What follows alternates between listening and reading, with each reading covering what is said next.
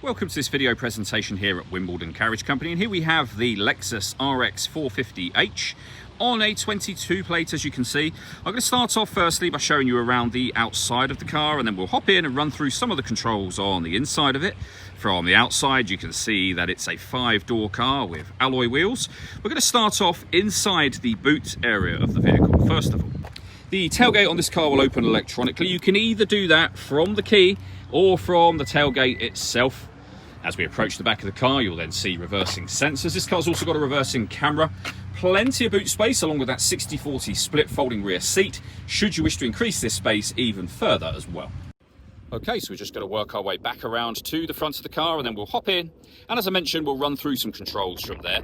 Now that we've done a full circle of it though, firstly, you can see the alloy wheels are in pristine condition, as is the bodywork the entire way around the car.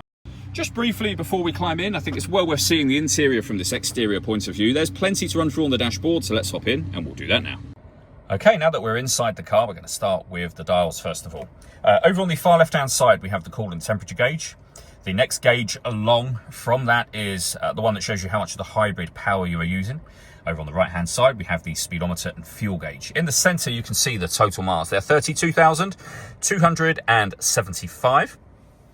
Above that, the trip computer. So you can change the information that's displayed here for various bits of information and various menus as well, all of which you do with these buttons just here.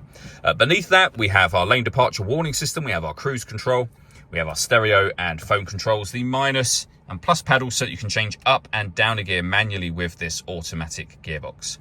Into the center next, we have the main screen for the car. So the movement that you see me making at the moment is being done using essentially what you would have as a trackpad on a laptop. So you can make all your movement, you can push this button down.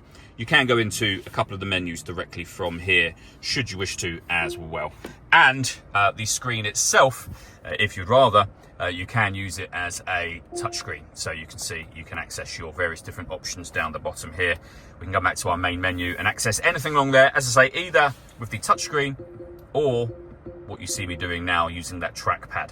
So we've got our satellite navigation, AM, FM and DAB radio, CD player, USB, once you insert a USB device, and Bluetooth audio. So once you paired your phone, which is done on the next menu along, you'll be able to make and receive phone calls and stream your music wirelessly as well.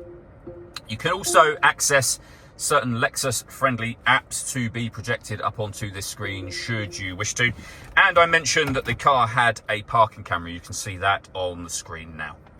Working our way down, we have the clock. First of all, we have the CD player beneath that, and then a few physical buttons for some of your radio controls.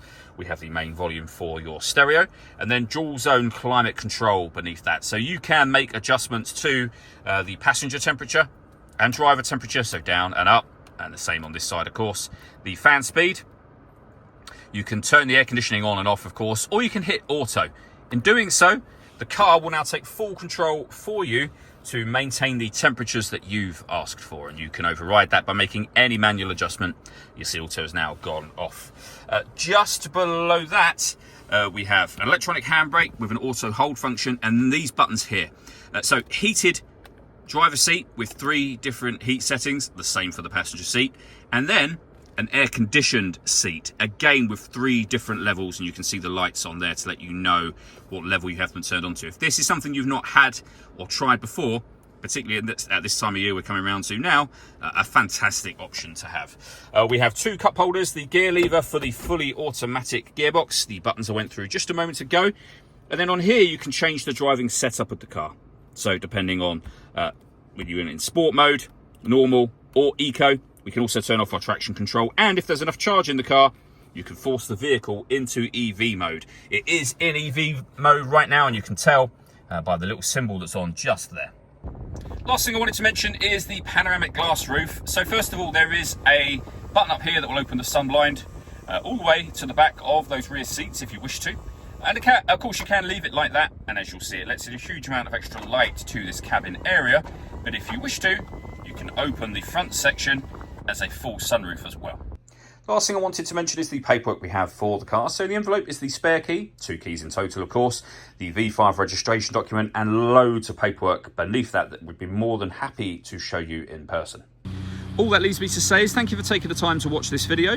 If you'd like to come and see the car for yourself and have a test drive, or you'd like a live bespoke video tour, please feel free to give us a call here at Wimbledon Carriage Company. We'd love to hear from you soon.